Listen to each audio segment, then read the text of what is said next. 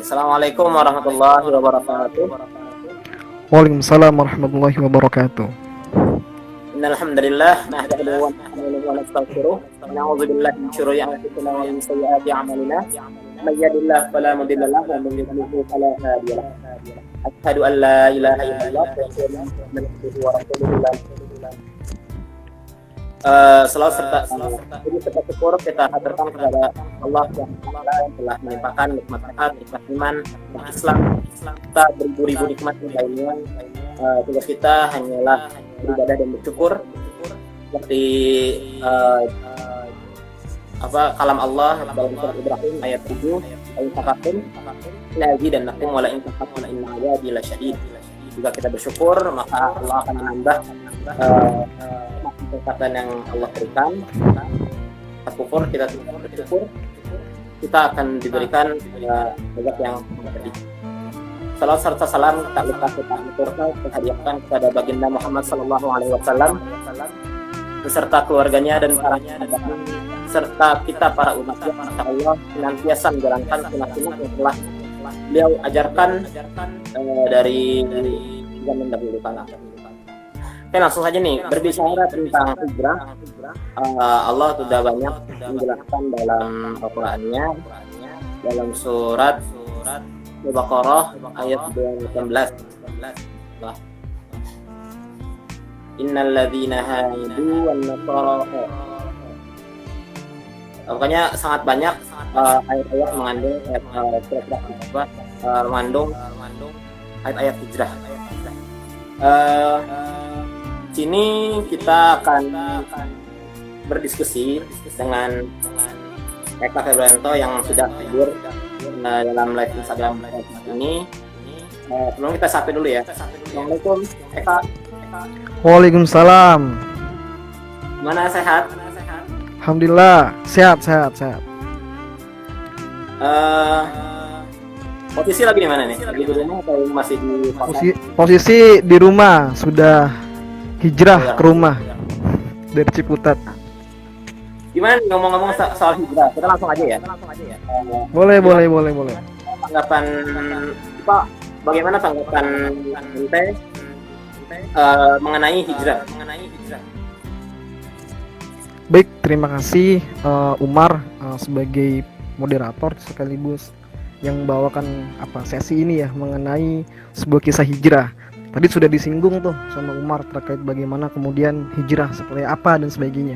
Nah, alhamdulillah teman-teman semua, sobat Sahid ya, dimanapun teman-teman berada, ada yang di rumah, ada yang masih di kosan mungkin, ataupun ada yang di asrama dan sebagainya, dan di daerah asalnya masing-masing di berbagai daerah. Alhamdulillah sore hari ini kita bisa bertemu kembali di episode kedua ya, takjil kita pada hari ini di Ramadan yang keberapa nih? 11 ya?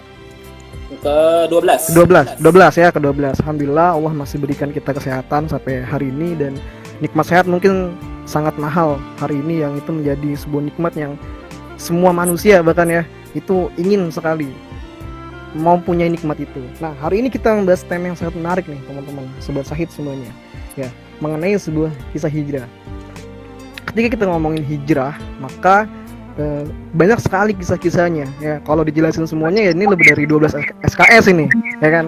Nah, nanti kita coba ambil beberapa sebuah kisah yang nanti kita coba maknain gitu, dan kita kita coba refleksikan di dalam kehidupan kita sehari-hari.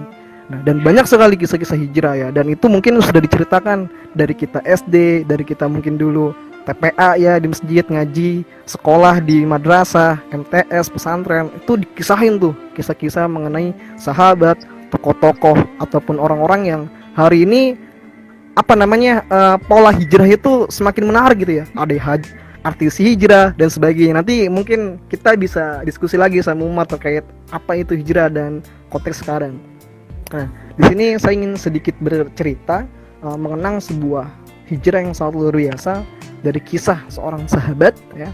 Kalau kita mengenal hijrah, maka yang terbenak dalam pikiran kita hampir semuanya adalah bagaimana kisahnya hijrah Rasulullah Shallallahu Alaihi Wasallam beserta pasukannya dari Mekah ke Yasrib ya, atau Madinah. Saat itu namanya masih Yasrib. Kisahnya sangat luar biasa ya. Ada mereka yang meninggalkan hartanya, termasuk Abdurrahman bin Auf, seorang sahabat yang sangat kaya raya, bahkan meninggalkan semua hartanya untuk hijrah bersama Rasulullah. Ada juga yang meninggalkan keluarganya, ada yang meninggalkan istrinya, ada yang meninggalkan anaknya, atau yang hal-hal lainnya, rumah dan sebagainya, semua ditinggalkan. Mereka mau hijrah bersama Rasulullah dari Mekah ke Yasrib atau Madinah. Tapi harus kita maknai nih, ada kisah di balik itu semua. Sebelum Rasulullah hijrah dari Mekah, dari Mekah ke Yasrib, tapi ada kisah lagi di balik itu semua. Yasrib itu sebelumnya adalah belum diislamkan, tapi ada sebuah utusan yang Rasulullah utus ke Yasrib untuk mengislamkan Yasrib yang namanya jadi Madinah. Dia adalah Mus'ab bin Umair. Nah, kisah Mus'ab bin Umair ini adalah sebuah hijrah yang kita bisa merefleksikan pada kehidupan hari ini, ya. Apa sih yang bisa kita ambil dari kisah Mus'ab? Sebelum Rasulullah hijrah dari Mekah ke Madinah, itu atas pintu, ya, pintu itu dibuka oleh Mus'ab. Mus'ab itu adalah seorang pemuda di keturunan Quraisy, ya, orang yang suku yang terkenal di Jazirah Arab. Bahkan keluarganya Mus'ab adalah salah satu keluarga yang sangat kaya raya, ya. Mereka dikaruniai banyak sekali harta gitu.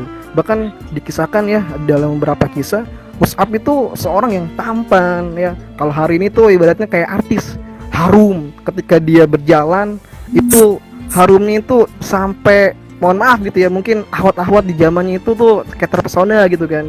Walaupun wanginya itu dari jauh, orangnya belum datang, itu sudah kecium. Artinya apa? Mus'ab ini sebelum masuk Islam dia adalah orang pemuda Islam, belum Islam ya saat itu, seorang pemuda yang sangat mewah, hartanya banyak, kaya raya, digelimpangkan semua harta, fasilitasnya banyak. Kalau hari ini tuh ya dia punya mobil, ya kan, punya semuanya gitu. Nah, tapi ketika Rasulullah menawarkan sebuah Islam, ketika Mus'ab melakukan sebuah hijrah di dalam dirinya, yaitu menjadi sebuah letusan yang sangat luar biasa bagi Mus'ab bin Umair. Akhirnya apa? Dia hijrah, dia memeluk agama Islam, dia bertauhid dengan Rasulullah SAW. Nah, pada saat itu dakwahnya Rasulullah itu masih sembunyi-sembunyi atau masih fase awal. Makanya Mus'ab bin Umair ini salah satu orang atau sahabat Nabi yang bersama dengan sahabat-sahabat di dakwah di Mekah, ya, atau di rumahnya Arqam yang sangat terkenal, ya, sebagai sebuah sekret dari Rasulullah berdakwah saat itu. Rumahnya Arqam yang lumayan jauh dari orang-orang Arab, sehingga orang-orang Mekah, sehingga tidak diketahui itu rumahnya.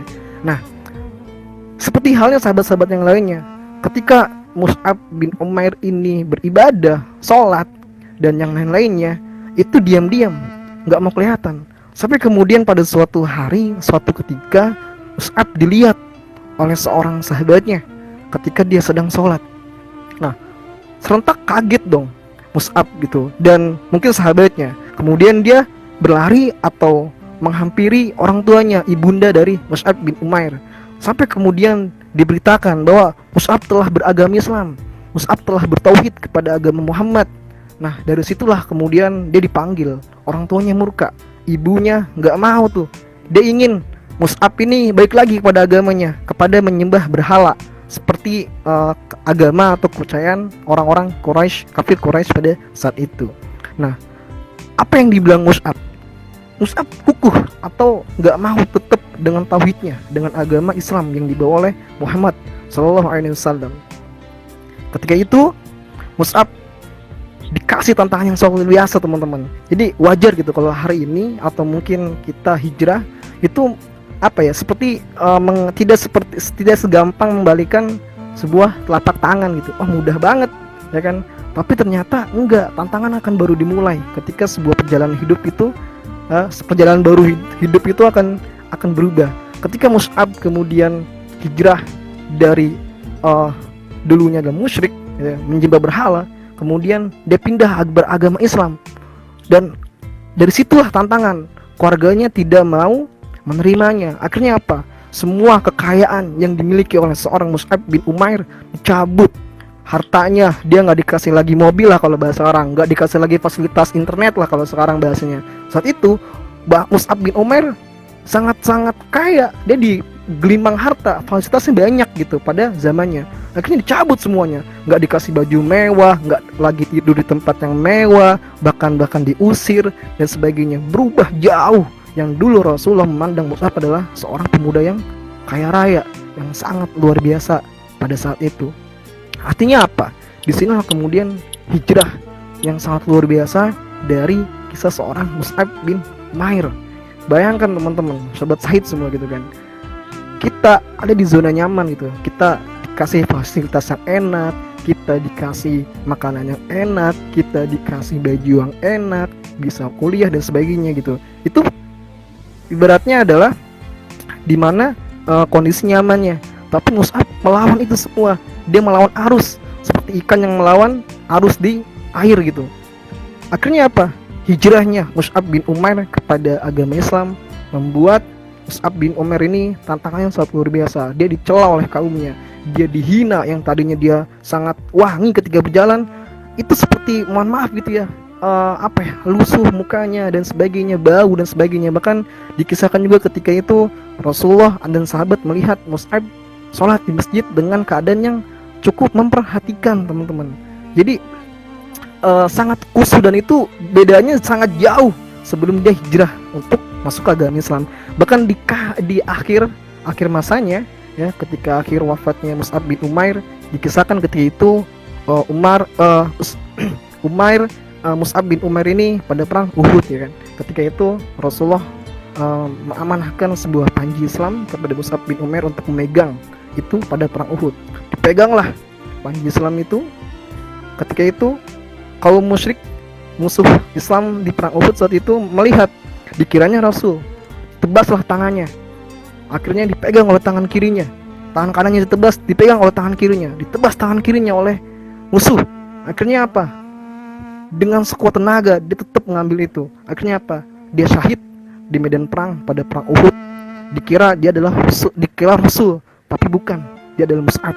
Dan pada akhirnya di akhir perang Uhud itu kemudian Rasul mencari semua korban-korban dari sahabat-sahabat yang syahid di perang Uhud. Dan ternyata cukup mengherankan atau mengagetkan dari Rasul ketika dia menemukan sebuah jasad seorang Mus'ab bin Umair. Terharu, menangis, dan ini sebuah kisah hijrah yang sangat luar biasa. Karena jasadnya itu tidak ada kain kafan. Ketika ditutup kepalanya, kakinya itu kelihatan. Ketika diturunin ke kaki, kepalanya kelihatan. Bayangkan dulu dia seorang yang sangat luar biasa banyak harta, tapi ketika hijrah tantangan dimulai. Ini sebuah kisah hijrah yang sangat luar biasa, teman-teman.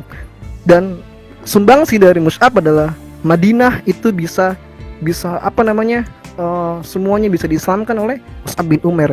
Jadi sumbangsi dari hijrahnya Rasulullah dan para sahabatnya, dan banyak sekali umat Islam saat itu hijrah dari Mekah ke Yasrib, Madinah, itu karena sumbangsi dari Mus'ab bin Umair, sebuah utusan yang dikirim oleh Rasul untuk menyebarkan agama Islam ke Madinah atau Yasrib saat itu.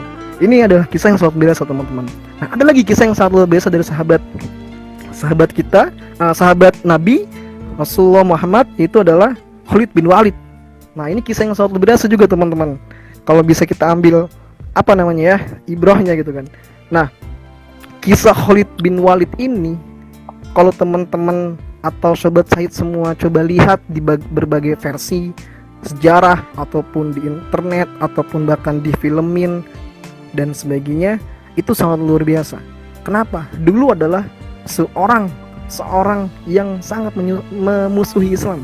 Kalau tadi kita berbicara perang Uhud, ya itu dia adalah musuh kita atau musuh kaum muslimin pada perang Uhud, teman-teman. Jadi ketika itu pada perang Uhud ya, itu Islam itu kan hampir menang. Ketika semuanya sudah merasa menang, tiba-tiba ada serangan balik lah, counter attack lah bahasanya sekarang tuh ya. Ternyata siapa yang memimpin itu? Ya dialah Khalid bin Walid, seorang panglima yang sangat luar biasa. Tapi ketika Fathul Mekah, ketika semuanya sudah dimenangkan, Mekah itu kan dimenangkan tidak dengan kekerasan, tapi dengan suatu strategi yang sangat luar biasa, sebuah diplomasi yang sangat luar biasa. Ketika masuk Fathul Mekah periode itu, banyak sekali sahabat ataupun tokoh-tokoh pejuang yang masuk Islam. Salah satunya adalah Khalid bin Walid. Ketika bergabung ke Islam, lagi-lagi perbedaannya sangat luar biasa. Sama seperti Mus'ab bin Umair, sangat luar biasa perjuangannya. Yang tadinya dia menjadi musuh gitu ya untuk Islam. Sekarang atau ketika sudah hijrah masuk ke agama Islam, dia menjadi panglima terdepan, panglima untuk menghadapi segala banyak perang. Bahkan dikisahkan kalau kita lihat di banyak sekali episode perang yang pernah dipanglimakan oleh Khalid, nyaris tidak ada yang pernah kalah, ya kan? Ketika bahkan orang-orang Arab tuh atau saat itu, siapa nih panglimanya? Oh, Khalid. Menang. Siapa nih mau perang nih? Siapa nih? Khalid, menang gitu kan. Nah, makanya kemudian ada satu kisah yang sangat luar biasa ketika pada episode perang Yarmuk, ya kan, ketika itu Khalid dan para sahabat bala tentaranya pergi ke sebuah wilayah Yarmuk. Sampai di sana Khalid dengan para sahabatnya bermalam semalam sebelum perang itu dimulai. Nah, ketika itu ada 3 utusan atau beberapa utusan yang datang menemui Khalid dan para tentaranya. Ketika itu ada 3 kabar yang disampaikan. Pertama, wafatnya Abu Bakar, ini kabar duka. Kedua, diangkatnya Umar bin Khattab sebagai panglima, sebagai khalifah menggantikan Abu Bakar. Dan yang kabar ketiga ini kabar yang sangat kontroversi di keadaan seperti itu, yaitu digantikannya Khalid bin Walid sebagai panglima perang Yarmuk diganti oleh sahabat lainnya, Abu Ubaidah bin Al-Jarrah. Nah, di sini konflik di antara internal pasukan saat itu. Jadi ngebayangin nih kalau kondisi sekarang nih timnas Indonesia mau main nih besok nih. Malamnya pelatihnya diganti. Nah, gitu tuh kira-kira. Jadi strateginya udah mateng, kemudian pemainnya udah ditunjuk, mentalnya udah bagus, udah pasti menang nih misalnya lawan Malaysia kan. Wah, menang nih. Kayak gitu kira-kira. Pelatihnya diganti, semuanya ganti semua. Strateginya, pemainnya, mungkin taktiknya. Kira-kira seperti itu kondisinya. Jadi ketika itu Khalid diganti oleh Abu Ubaidah bin Al-Jarrah, panglima lainnya, walaupun luar biasa juga, tapi kondisinya semua sudah disetting sama Khalid bin Walid. Tapi Umar tahu punya maksud lain sebagai khalifah saat itu. Apa maksudnya? Maksudnya adalah dia takut bahwa umat Islam saat itu berjuang itu bukan karena Allah, tapi karena Khalid. Karena tadi yang saya sebutkan, ketika perang siapa yang memimpin? Khalid. Aduh, pasti menang. Saya mimpin, Khalid, pasti menang. Akhirnya apa? Rasul ganti, Umar ganti, bukan Umar ini ya, bukan Umar Hasbi ya, Umar bin Khattab ganti. Kemudian ternyata hikmahnya di situ teman-teman. Artinya apa? Qadarullah, ternyata apa? Perang Yarmuk pun menang, walaupun jumlahnya sangat timpang, jauh banget sama Romawi saat itu. Nah, di sini teman-teman, apa sih hikmahnya? Hikmahnya adalah bahwa apa yang dipegang oleh Khalid bin Walid sebelum masuk Islam sangat luar biasa. Dia seorang pejuang yang tangguh, tapi ketika masuk Islam nambah luar biasa, ya kan? Semua kisahnya dikisahkan sangat luar biasa. Walaupun seperti itu, di kisahnya juga bahwa Khalid wafatnya bukan di medan perang. Walaupun dia seorang ahli perang, ahli pedang, panglima yang sangat tangguh, tapi wafatnya di tempat peristirahatan yang sangat nyenyak gitu ya, di kamar. Artinya apa? Di sini Khalid bin Walid mengisahkan sebuah kisah hijrah yang sangat luar biasa. Setelah dia benar-benar hijrah, dia menyerahkan semua jati dirinya, hidupnya, matinya, hartanya dan sebagainya untuk Islam saat itu teman-teman. Ini sebuah kisah hijrah yang sangat luar biasa. Ini ada 2 nih, banyak banget nih kalau kita coba ceritakan satu-satu, ya kan. Ada Abu Bakar, ada Umar ya, tapi kita bisa ambil dari beberapa tema yang sangat luar biasa teman-teman. Nah, bagaimana dengan konteks Indonesia kan? Nah, kalau konteks Indonesia nih menarik nih. Ada satu tokoh yang di semasa hidupnya, bahkan kalau di filmnya atau di beberapa buku pemikirannya, dia selalu mengatakan kata hijrah. Siapa, Mar? Tebak, Mar. Siapa yo? Aduh, gimana nih? Siapa dia?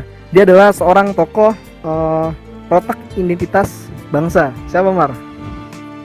Peletak identitas bangsa. Siapa kira-kira tokohnya?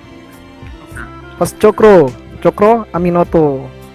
Nah, beliau itu selalu mengatakan kata-kata hijrah setelah dia berguru dengan seorang gurunya. Ya, dia dan kata-kata itu menjadi sebuah landasan dia bergerak sampai kemudian menghasilkan sebuah karya yang sangat luar biasa, sebuah sumbangsi pemikiran yang sangat luar biasa, yang melahirkan tokoh-tokoh pendiri bangsa, ya kan, ya sekelas Haji Agus Salim, Bung Karno, ya kan, dan sebagainya gitu kan. Nah, apa yang dibilang atau selalu dikutip dan atau menjadi landasan berpikirnya mengenai kata hijrah menjadi sebuah landasan buat Host Cokro Aminoto, ya. Ketika itu dia berguru dengan gurunya, ada kata-kata yang terngiang-ngiang dalam pikirannya ketika dia berguru dengan gurunya. Apa yang dia pikirkan setelah itu adalah bahwa hijrah itu adalah dari yang buruk ke baik. Kemudian yang kedua adalah seperti api yang selalu menerangi.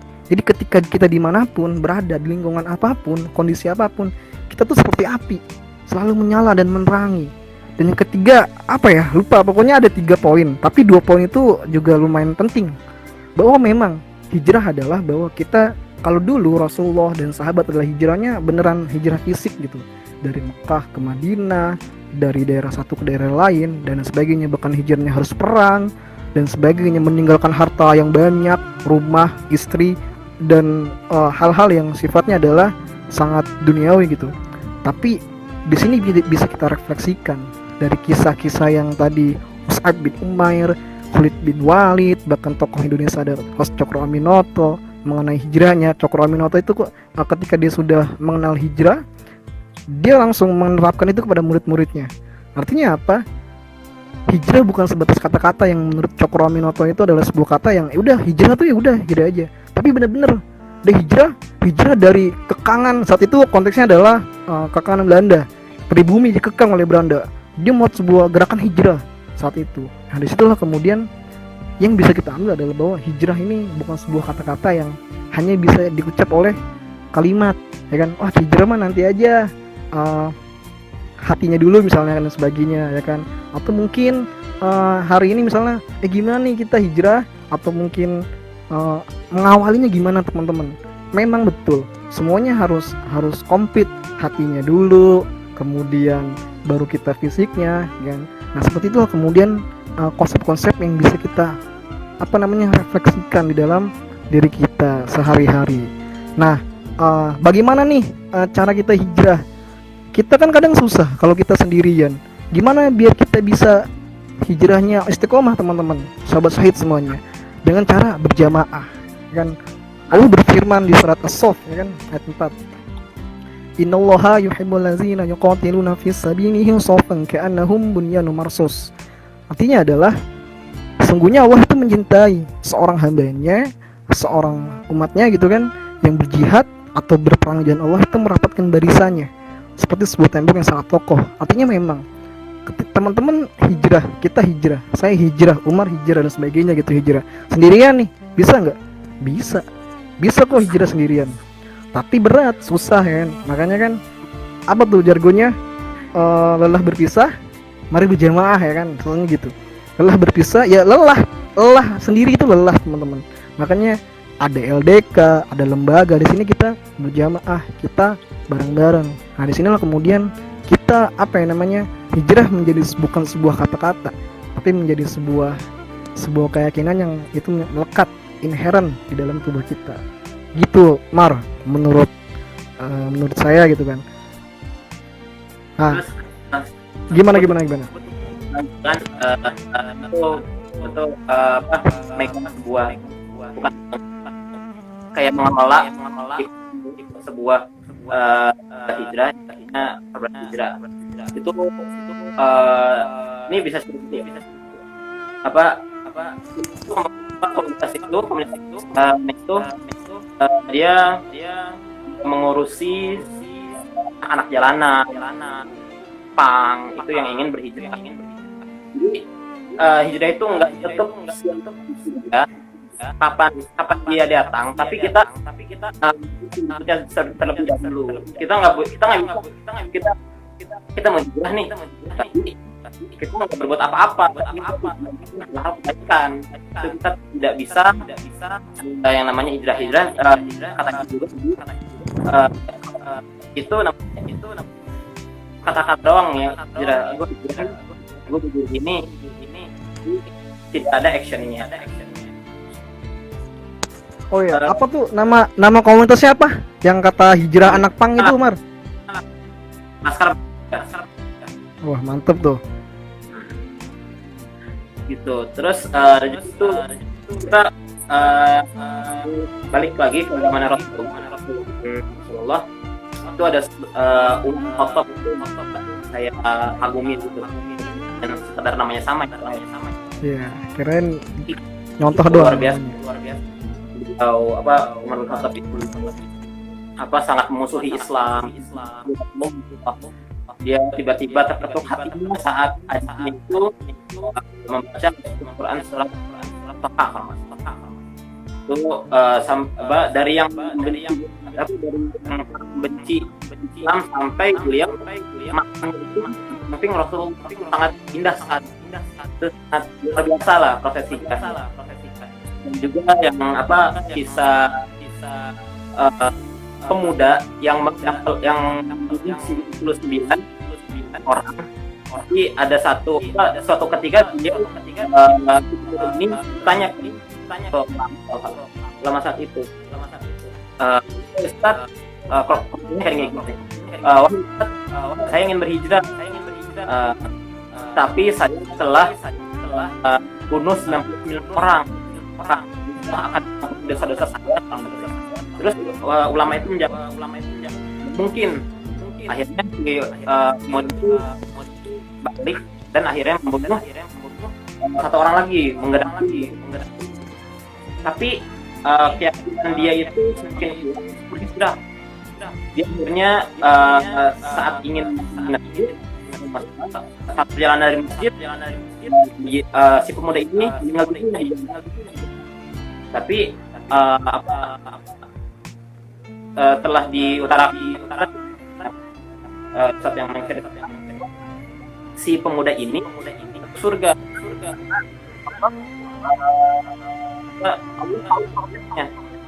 Aku tahu prosesnya bahwa hasilnya kita gimana, tapi kita